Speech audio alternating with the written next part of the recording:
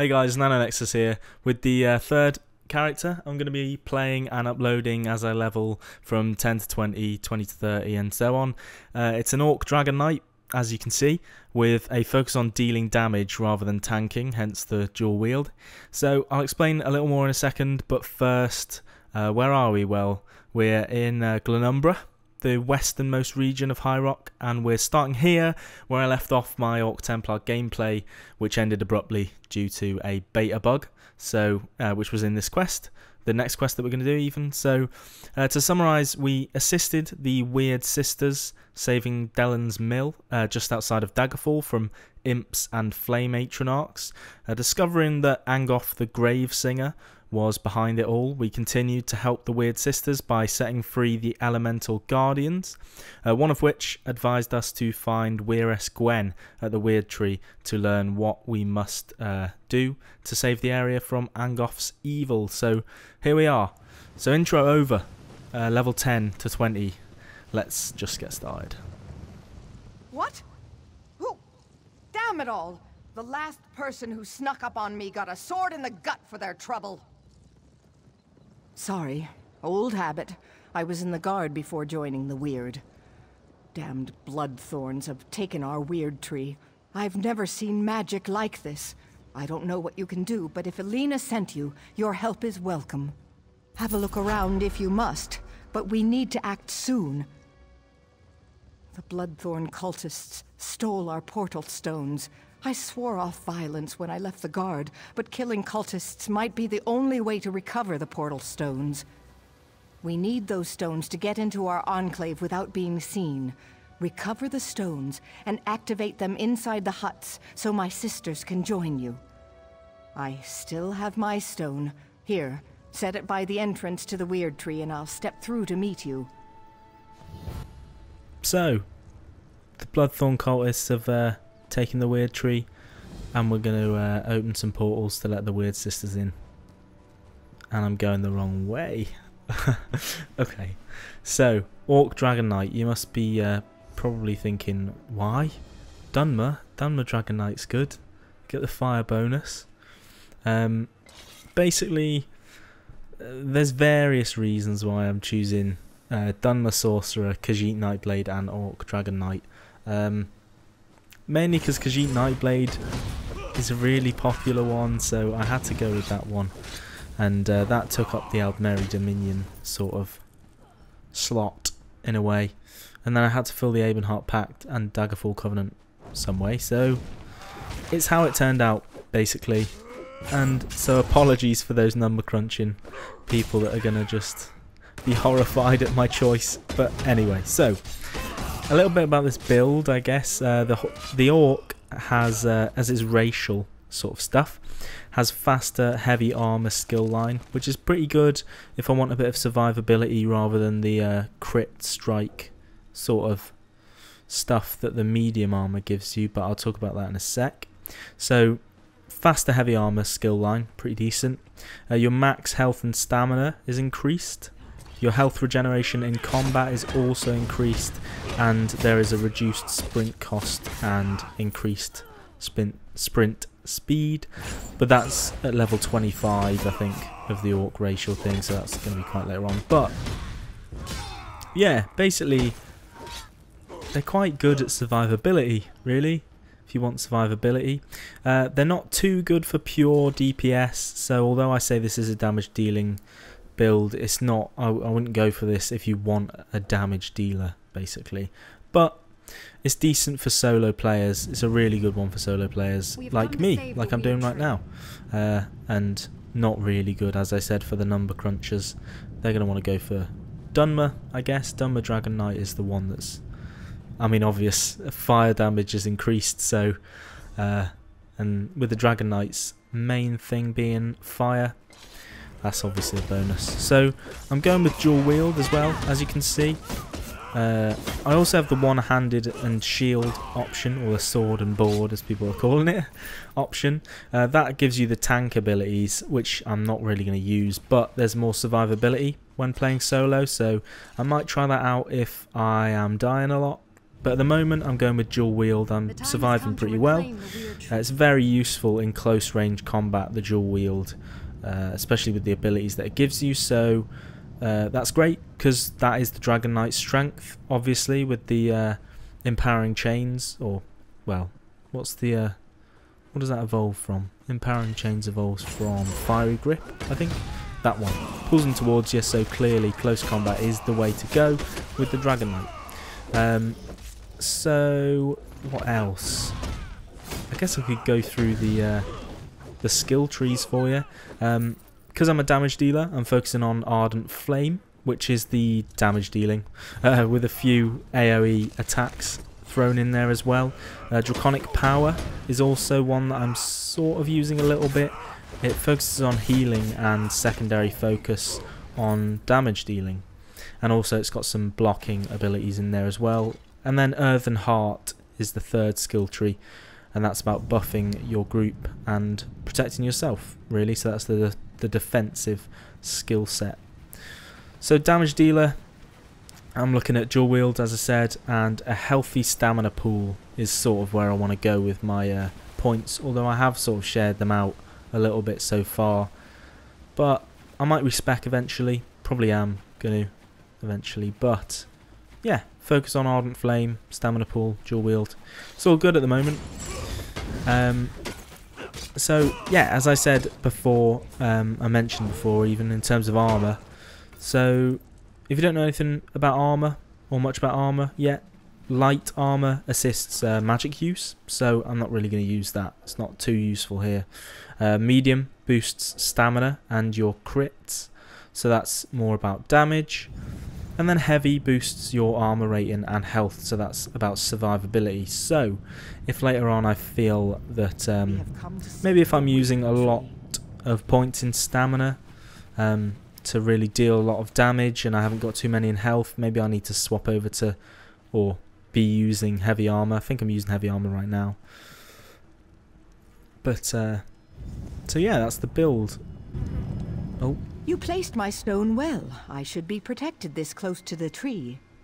We need to summon the Guardians. With their power, we can cleanse this place of Angof's foul influence. Angof's cursed vines prevent the Guardians from getting anywhere near the Wyrd Tree. Find the vines that grow within the circles of Wyrd blossoms and destroy them. That should allow the Guardians to appear before you. Okay. So what are we doing? I didn't listen to that. So we're destroying the corruption around the Guardians. Okay, I get it now. Sorry. So maybe I'll talk about my rotation at the moment. That was, as I mentioned before, empowering chains that I started off with there. Pulls the target towards you, dealing 3 fire damage and increases your weapon damage for the next attack. Retribution must be swift. Angof will pay for his insolence. The Wyrd Tree must continue to reach for the sky. You must destroy the corruption of air. Heed my warnings and you will survive the vile creature's onslaught. When I call, come to me. My power shall protect you. Okay. Oh, he's dragged me away already though. That doesn't do anything. Yeah, so empowering chains.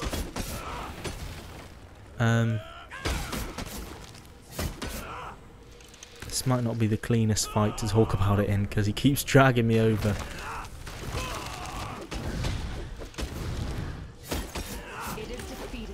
Okay. Okay, that wasn't as hard as you made it out to be. Guardian of Air. Yeah, so I use Empowering Chains to pull them over. And then I use Unstable Flame to set a dot on them. Basically, it's 14 fire damage straight away, and then it deals 56 fire damage over 8.5 seconds, which increases by 9% every 2 seconds. So that's good. I think that's 6.6 maybe fire damage over every second, and then obviously that 6.6 increases by 9% every 2 seconds. Then I just wail on them with twin slashes. That's the dual wield ability. It's a 2-hit attack for 2 physical damage, and it bleeds them for 16 physical damage over 9 seconds. and that's morphed even from blood craze. This pollution is almost too much for me to bear. Help us restore balance to the Wyrd Tree. Destroy the corrupting spirit, and then we can cleanse this place. Listen to my words. I shall offer what aid I can. Okay, so same as last time. And let my power flow over you. That's not really aid. I think she heals me. Maybe is that why he pulls me over to him? Yeah, you can see on the health bar there. I think she's healing me. I don't really need it. Oh shit, maybe I do. Took half my health off. No, you're doing it again. Okay, I'm just gonna stick by her. I don't really know how this is working. It's not too clear. She's not really talking to me. She says she's gonna talk to me, but she doesn't. Well, I'm surviving, so it's fine. So yeah, as I was saying, that's really the rotation that I use. Just pull them over, set a dot on them, and then wail on them with the dual wield ability, which just does quite a lot of damage, and that's it.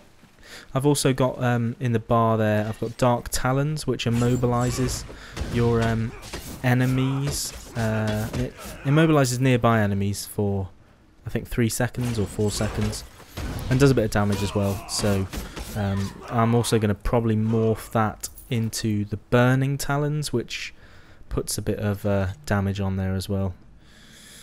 And then, as you can see, when those spikes come out of my back, which looks painful, but apparently it's quite normal, that's increasing my armor by 25 for 17 seconds, and it also damages melee attackers. The earth weakens. Angof's poison corrupts it. Together we will crush this vile manifestation. Good. I cannot harm this corruption of the earth, but I can protect you from its attacks. Listen to my warnings, and you will prevail. I shall tell you when to return to my side. If you are close, I can shield you from the spirit's attacks. Okay, she explained it more. So, yeah, you can see I'm just using twin slashes there. Twin slashes, bit of unstable fear every now and then. Well, should be every 8 seconds, because that's when the dot will end. And dot meaning damage over time, if you don't know what that means. I was going to do a video of MMO sort of phrases or abbreviations, really, like dot and AoE and stuff like that. I was going to do a bit of a list for console players, or maybe people that haven't played MMOs that much. I can feel the oppressive weight of Angof's corruption lifting. I sense the gratitude of the Guardians, but I also sense fear. Angof's vermin are afraid. You did well, and I'm happy to stand at your side. Now we finally have a chance against Angof and putting an end to his unholy corruption. There's one more challenge we have to face, though. We cleansed the land around the tree, but this isn't over. Corruption still festers at the Wyrd Tree's heart. Angof's last wraith nests within the tree. It won't be banished very easily, but the Guardians promise to help you. When you're ready, enter the tree and expel the foul spirit. As long as they promise to help me. Okay. So this might be difficult. Am I gonna need to do the healing thing again? Because that was weird. Maybe I'm just a fool, but I didn't really understand that much. I guess be near them to heal. It's pretty simple, but I don't know. It seemed like there was more to it. So, we're heading into the heart of the Wyrd Tree, which is nice.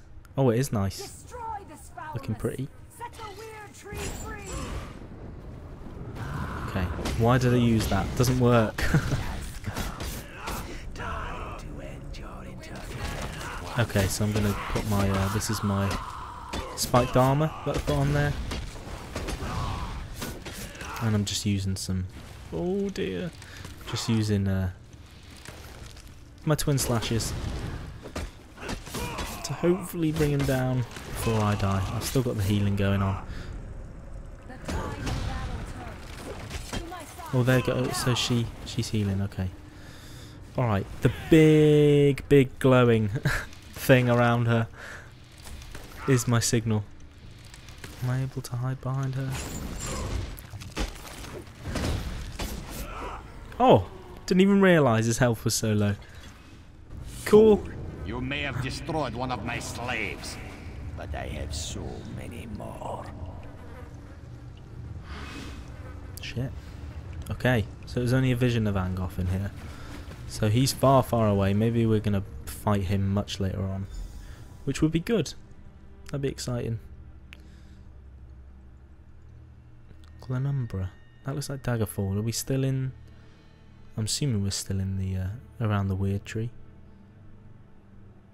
I think that's just the loading screen that they use. Oh yeah, yeah we are. Ignore me.